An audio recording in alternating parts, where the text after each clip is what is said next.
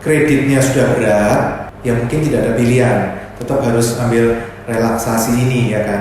Nah sekarang yang jadi pertanyaan kita kan, yang punya kesempatan, masih kuat, bisnisnya masih kuat teman-teman, dengan kondisi hari ini masih kuat, tapi perlu nggak ngambil fasilitas ini kan? Namanya fasilitas kalau nggak dimanfaatkan sayang juga gitu.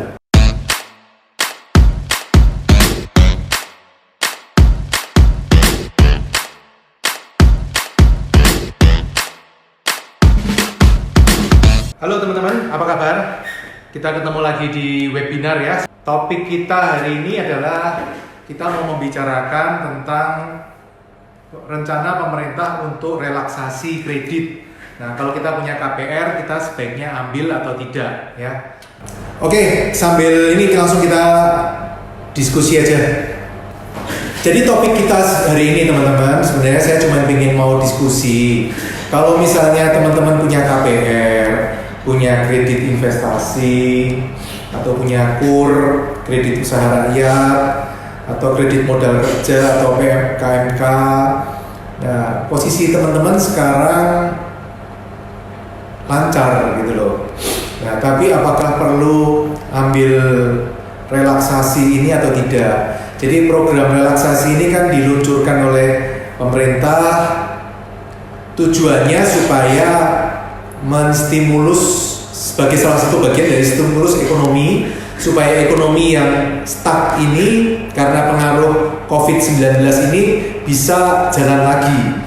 Nah, makanya ada istilah pemerintah kan istilahnya counter cyclical. Jadi untuk melawan putaran. Jadi kalau diam aja mungkin kondisinya akan turun terus. Makanya pemerintah merasa perlu kasih stimulus supaya ini bisa balik lagi naik ke atas. Nah, apakah kita untuk teman-teman ya yang punya KPR, KI, kredit investasi, PRK, apakah perlu ambil atau tidak? Nah, itu yang akan kita bahas. Oke, langsung kita bahas. Jadi adanya POJK atau peraturan OJK ini yang terbaru tentang pengajuan relaksasi ini, POJK 11 tahun 2020. Nanti kalau teman-teman butuh, teman-teman juga saya share. Jadi teman-teman bisa baca-baca aturan mainnya seperti apa. Intinya kurang lebih teman-teman adalah untuk bisnis-bisnis yang terimbas COVID-19 ini bisa mengajukan relaksasi kredit. Apa itu relaksasi? Intinya keringanan. Kalau sebenarnya relaksasi itu keringanan untuk kreditnya. Yang terimbas COVID-19 ini diidentifikasi di POJK ini, peraturan OJK ini adalah kemungkinan satu, pariwisata. Jelas pariwisata pasti sekarang lagi berat-beratnya ini teman-teman, karena tidak ada orang yang bepergian, semua fokus di rumah masing-masing. Transportasi, perhotelan, termasuk saya juga ada hotel dan terpengaruh terasa sekali. Dari yang biasa bisa 90% okupansi, sekarang tinggal 20% okupansi. Kemudian perdagangan juga terpengaruh karena orang-orang sekarang nggak fokus untuk ke buka toko, tapi semua fokus di rumah supaya mengisolasi diri. Pengolahan, pertanian, dan pertambangan. Jadi itu ada bisnis-bisnis yang diidentifikasi oleh pemerintah kemungkinan besar terkena pengaruh dari COVID-19 ini. Nah, mereka relaksasi bisa bentuknya seperti apa? Satu, penurunan suku bunga disebutkan di POJK tersebut. Satu, penurunan suku bunga. Dua, perpanjangan jangka waktu. Tiga, pengurangan tunggakan pokok. Jadi kalau ada tunggakan pokok bisa ada pengurangan juga. Empat, pengurangan tunggakan bunga. Jadi kalau ada pengurangan ini juga bisa. Ini disebutkan di POJK tersebut. Penambahan fasilitas kredit atau pembiayaan. Jadi utangnya bisa ditambah. Saya juga agak bingung. Mungkin maksudnya kalau nggak ditambah bisnisnya semakin berat, makanya perlu disuntik modal baru. Mungkin maksudnya gitu kali ya. Yang keenam adalah konversi kredit atau pembiayaan tersebut menjadi penyertaan modal sementara. Jadi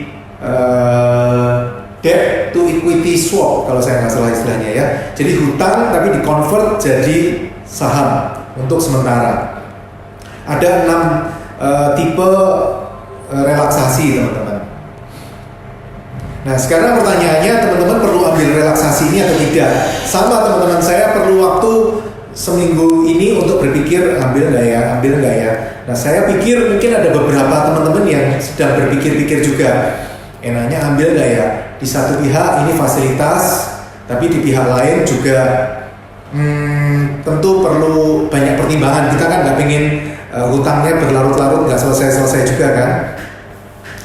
Nah kalau sebelum ngambil keputusan itu teman-teman, saya baca-baca POJK-nya, peraturannya seperti apa. Saya lihat sih kalau pendapat saya, untuk teman-teman yang kreditnya sudah berat, ya mungkin tidak ada pilihan, tetap harus ambil relaksasi ini ya kan. Nah sekarang yang jadi pertanyaan kita kan, yang punya kesempatan,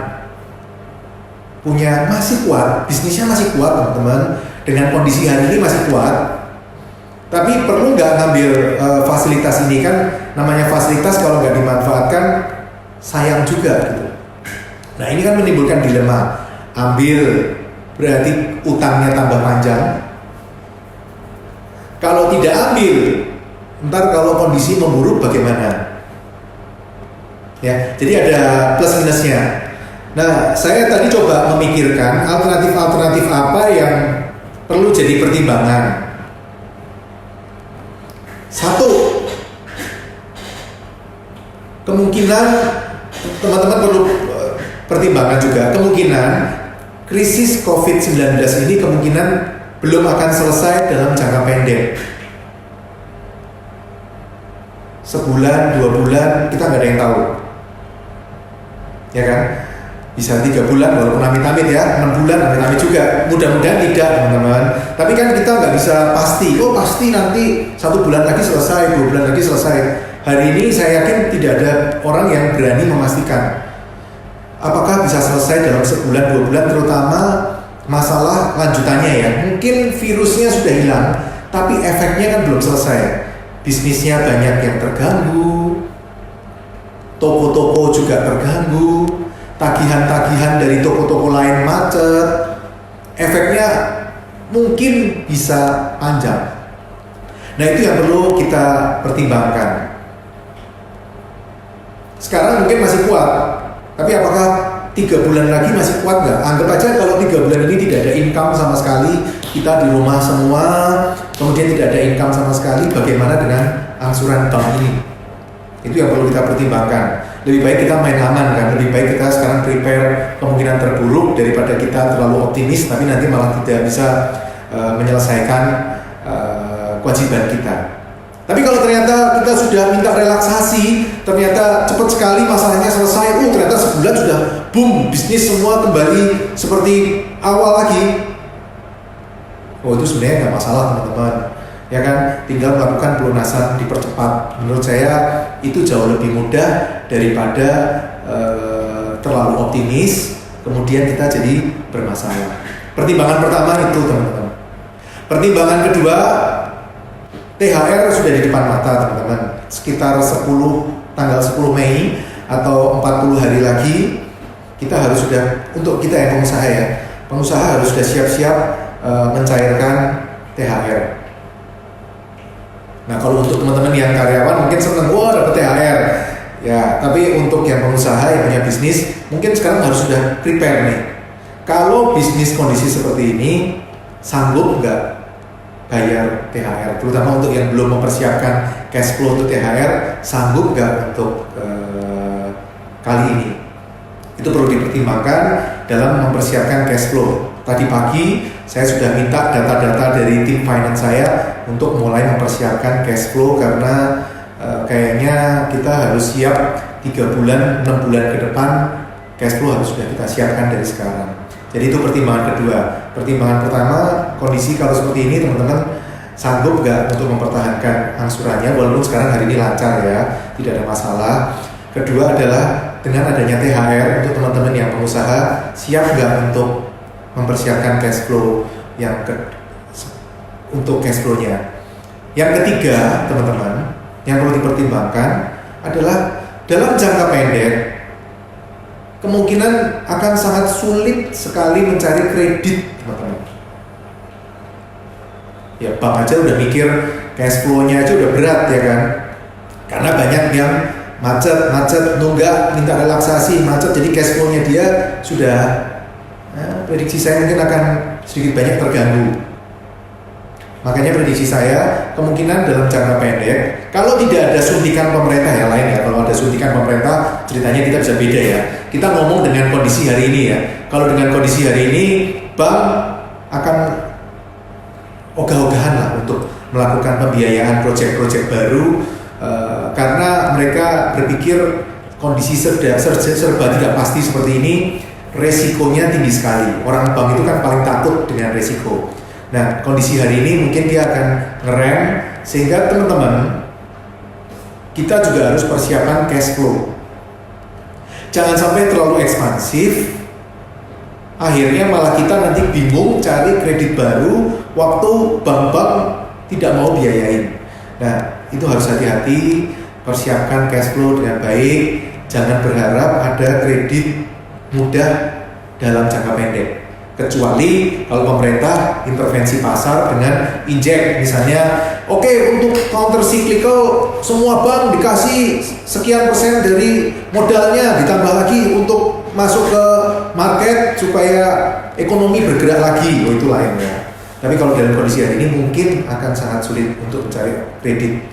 Nah, 3 hal itu yang perlu teman-teman pertimbangkan. 1, prediksi kalau 3-6 bulan kondisi seperti ini teman-teman sanggup nggak kalau tidak mau ambil relaksasi.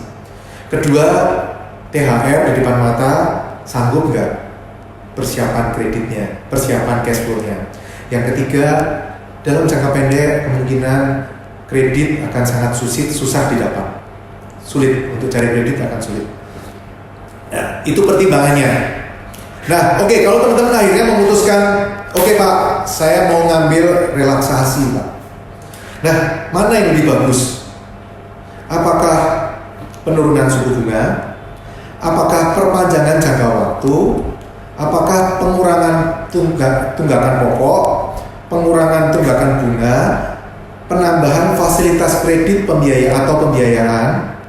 Dan atau konversi kredit pembiayaan menjadi penyertaan modal sementara. Mana yang lebih bagus? Prediksi saya teman-teman, dari 6 pilihan ini bank paling suka adalah perpanjangan jangka waktu. Maksudnya gimana perpanjangan jangka waktu? Ada grace period atau kelonggaran selama kemarin pemerintah kan targetnya 12 bulan. Jadi selama 12 bulan ini bayar bunga saja, tidak bayar pokok. Itu menurut saya adalah alternatif yang paling disukai bank. Dari 6-6-nya tidak enak semua. Buat bank itu 6-6 ini tidak enak semua, tapi prediksi saya bank akan lebih suka pilihan perpanjangan jangka waktu dibanding penurunan suku bunga, pengurangan tunggakan pokok, pengurangan tunggakan bunga, penambahan fasilitas kredit. Kredit yang ini aja udah deg-degan banknya, suruh kasih kredit tambahan lagi, pasti banknya tambah deg-degan lagi kan. Kalau kita jadi orang yang di pihak banknya pasti juga lebih deg-degan lagi. Terakhir, konversi kredit menjadi penyertaan modal. Bank pusing kalau dengan alternatif ini. Dia kan maunya ngasih kredit, bukannya mau jadi pemegang saham di perusahaan kita ya kan. Dia kan pengennya kasih kredit, mendapatkan selisih bunga, selesai bisnisnya dia kan di situ. Jadi kemungkinan besar paling mudah kalau teman-teman minta itu adalah perpanjangan jangka waktu atau grace period atau bayar bunga saja. Kemungkinan itu akan lebih mudah.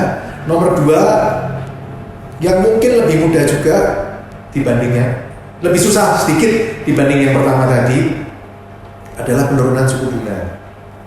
Ya, mungkin bank akan menurunkan profitnya. Dia mikir daripada orang ini macet, mendingan profitku aku kurangin. Kalau macet kan nggak dapat apa-apa.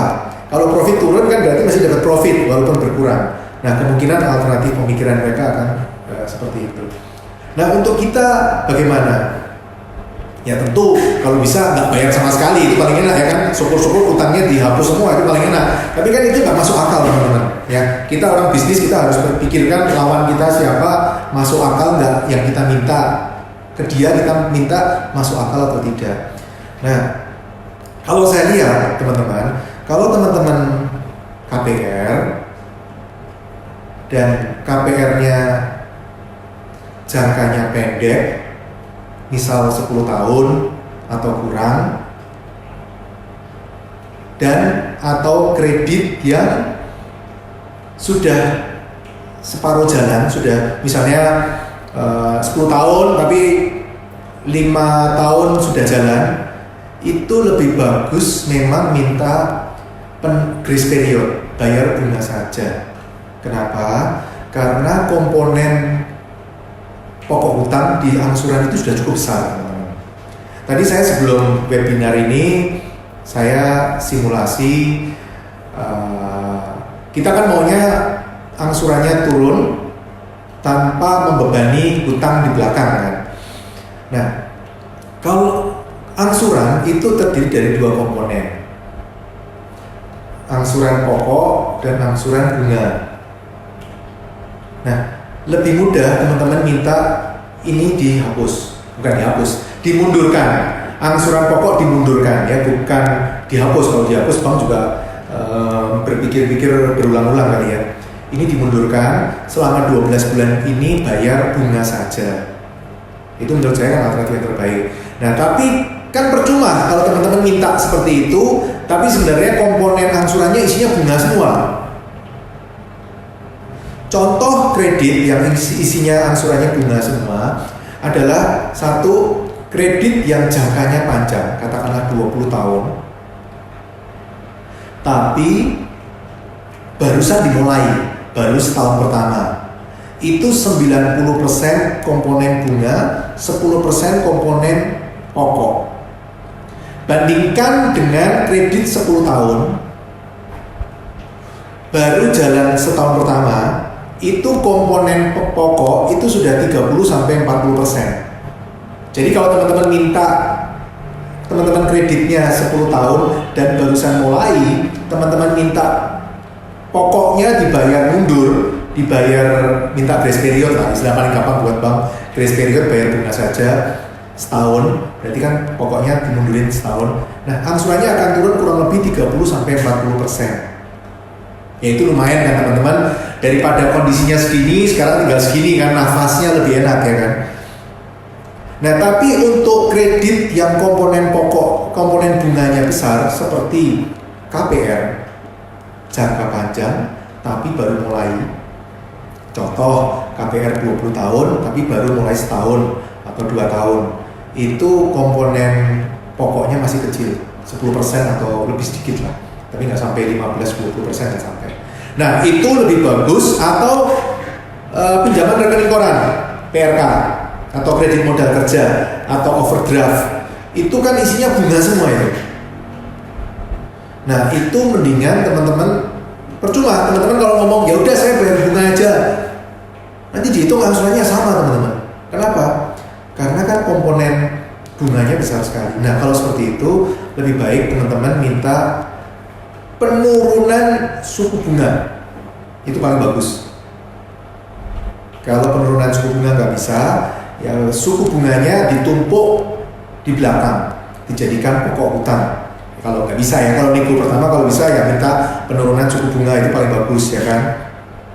Tapi kalau nggak bisa, minta suku bunganya ditumpuk di belakang setelah 12 bulan, itu alternatif yang terbaik kedua. Jadi ingat ya teman-teman, teman-teman pisah-pisahin apakah kredit teman-teman seperti apa komponennya, komponen pokok besar atau tidak. Kalau komponen pokoknya besar, ngajuin bayar bunga aja, itu angsurannya langsung turun, bisa 30-40%. Bahkan kalau yang kreditnya 5 tahun, itu turunnya bisa drastis lebih dari separuh teman-teman.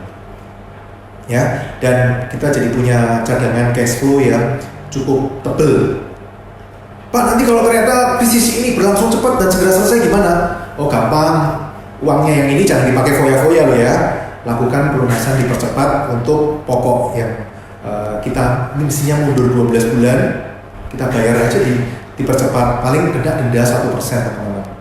Nggak apa-apa kan, kena denda, anggap aja itu asuransi teman-teman. Daripada kita tidur deg-degan, asuransi lebih enak daripada kita deg-degan jantung nanti bisa copot ya kan, mahal. Jantung itu cuma ada satu, mahal, jangan sampai copot. Nah, mendingan kita sekarang ngomong baik-baik ke bank, kita atur cash flow kita.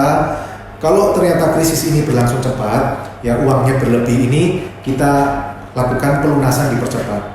Kalau kena denda ya kena denda, bayarlah, anggap aja itu asuransi.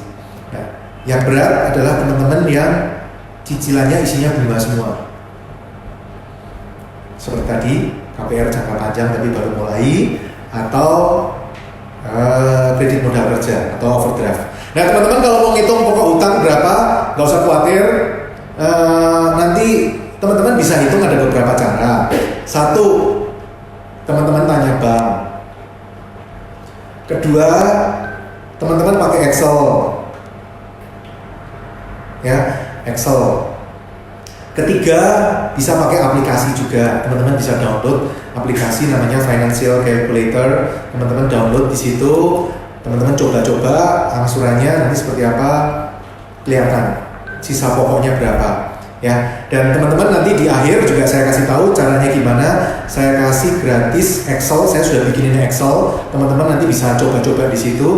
Nanti saya kasih gratis. Di akhir acara ini saya kasih tahu caranya bagaimana, ya.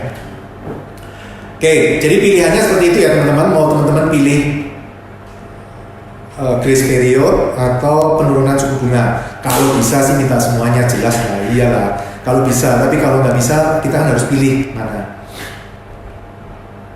Oke. Nah, caranya bagaimana? Teman-teman yang sudah minat mengajuin relaksasi ini, caranya bagaimana? Satu, hubungi bank. Kita harus aktif teman-teman. Saya sudah coba kontak beberapa bankers saya. Rata-rata memang mereka sedang godok, tapi ada juga bank yang sudah keluarin keputusan bahwa prosedurnya seperti ini. Nah, mungkin karena nasabah mereka banyak, mereka tidak bisa kontak satu-satu. Jadi kita yang harus proaktif, kita hubungi mereka, kita tanya prosedurnya seperti apa, kemudian kita ajuin surat. Kita bikin surat, kita majuin, kita kasih data-data yang diminta apa, kita majukan. Nah, nanti bank akan tanya, Bapak maunya gimana? Nah, teman-teman silahkan pilih. Alternatif terbaik adalah ya penghapusan pokok, jelas. Tapi kan bank kemungkinan besar susah. Paling gampang itu minta grace period mundur 12 bulan, selama 12 bulan hanya bayar bunga. Itu kayaknya kemungkinan dealnya lebih mudah.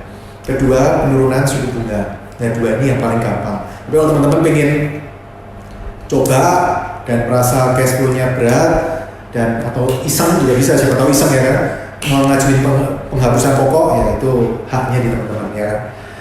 Ajukan ke bank, nanti ini kita yang minta seperti apa, kemudian kita kirim data-data yang dibutuhkan, kemudian kita monitor.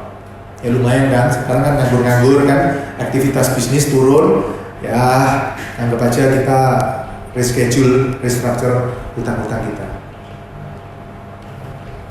Oke, Pak, nanti kalau ternyata kita minta seperti ini, hubungan baik kita dengan bank seperti apa? Di POJK sudah disebutkan, untuk nasabah yang seperti ini, kalau kondisi biasa restructure itu aib, dalam kondisi hari ini itu dianggap biasa, tetap kolek satu. Ya, kalau dulu biasanya saya mau restructure itu bank nggak pernah mau kasih. Saya bolak-balik minta restructure, misalnya saya ngambil PRK, rekening koran, pinjaman rekening koran, tapi ternyata saya pakai full terus akhirnya saya ngomong banknya, bang kalau caranya kayak gini saya bayar provisi terus tiap tahun rugi, dibikin angsuran aja dah. Banknya nggak mau, banknya bilang, Bapak kondisi sehat, tidak bisa di restructure, kalau mau Bapak macet dulu. Wih, amit-amit saya bilang, saya mah jaga nama baik, saya nggak akan saya akan mati-matian jaga nama baik saya, ya kan? Jadi saya nggak mau sampai di restructure seperti itu, sampai macet seperti itu, saya nggak mau.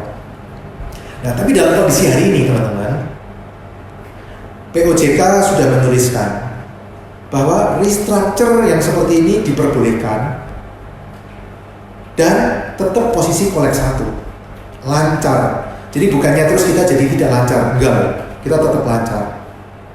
Memang sih ada bank yang ngomong ke saya, Pak, tapi kita bisa lihat ya, Bapak ngambil restructure atau enggak, kita bisa lihat. Ya, itu konsekuensi yang harus kita hadapin, ya kan? Tapi saya mikirnya gini teman-teman, mungkin dalam jangka pendek kan tidak ada kredit baru, pencairan kredit baru. Ya sudah, selisihnya ini, kalau misalnya ternyata mestinya saya bayar sebulan 100 rupiah angsuran pokok dan bunga, ternyata sekarang hanya bayar 50% karena komponen pokok dimundurin grace period, ya anggap aja 50 ini kredit baru untuk saya lah, kan kali 12 600, berarti 6 kali lipat angsuran, lumayan, nilainya cukup besar. Apalagi kalau seperti saya ya, kredit saya kan nilainya cukup besar, bank saya juga bankers, saya juga banyak, sampai bank kalau kesini aja kadang pusing kan melihat saya, BICG-nya banyak bener Pak, bank ini ada, bank itu ada, bank ini ada, bank itu ada. Ya, karena saya memang punya prinsip, saya maunya memakai uang orang lain, saya tidak mau pakai uang saya kan. Berbisnis harusnya kita harus bisa pakai uang orang lain, nggak boleh uang kita itu hanya untuk cadangan. Dalam kondisi mendesak seperti hari ini, baru uang kita turun tangan, ya kan. Tapi kalau enggak, kalau bisa pakai uang orang lain dulu. Oke, jadi kembali ke topik, hubungan baik dengan bank, saya pikir tetap ada. Yang penting kita jalanin kesepakatan, setelah restructure kita jalanin kesepakatan, menurut saya tetap bagus. Cuman teman-teman, saya pesan satu, kalau teman-teman tanda tangan relaksasi ini, hati-hati dengan apakah ada pasal-pasal yang kurang bagus, teman-teman. Nah, itu teman-teman harus perhatikan, baca benar-benar aturan mainnya seperti apa. Sebelum mulai juga teman-teman baca dulu POJK, peraturan OJK, Otoritas Jasa Keuangan, teman-teman baca. Nanti saya kasih gratis juga, saya sharing, saya sudah downloadin. Dan hari ini juga pemerintah kayaknya akan keluarin perpu tentang counter cyclical ini, seperti apa, relaksasi seperti apa, kelihatannya pemerintah juga hari ini akan keluar. Oke teman-teman, jadi kesimpulannya seperti itu. Silakan teman-teman ambil keputusan apa yang dimaui oleh teman-teman. Oh ya teman-teman, jangan lupa saya sudah launching buku saya untuk teman-teman yang ingin belajar membangun passive income melalui properti. Seperti yang saya lakukan, kebanyakan saya melakukan dengan minimarket waralaba. Saya sudah launching buku, judulnya Bisnis Waralaba Indomaret. Teman-teman bisa dapatkan di Gramedia, Tokopedia, atau Shopee. Bisnis Waralaba Indomaret, harganya 75.000. Di dalamnya ada free seminar online selama 2 jam dengan saya. Teman-teman bisa dapatkan senilai 150 itu gratis, 150.000 itu gratis. Yang penting beli bukunya akan dapat seminar online gratis. Oh ya, tadi saya sudah janji saya akan bagi ke teman-teman 1 Excel, 2 POJK-nya, peraturan OJK-nya. Silahkan teman-teman subscribe YouTube saya, YouTube-nya Pipo Hargianto. Teman-teman subscribe, kemudian teman-teman kirim screenshot-nya ke admin, nomornya ada di sini di Ibu Indah. Nanti akan dikirim ke teman-teman Excel dan POJK-nya untuk teman-teman baca-baca. POJK-nya ada 3 teman-teman, POJK peraturannya itu sendiri, FAQ juga ada, kemudian yang satu lagi adalah summary-nya seperti apa. Nanti saya kasih free semua untuk teman-teman. Oke, dari saya cukup. Oke, nanti pertanyaan silakan tulis di komen ya supaya kita bisa diskusi. Investasi yang terbaik adalah dari otak kita. Karena itu subscribe channel saya dan ikuti terus video-video saya. I'm Pipo Bender.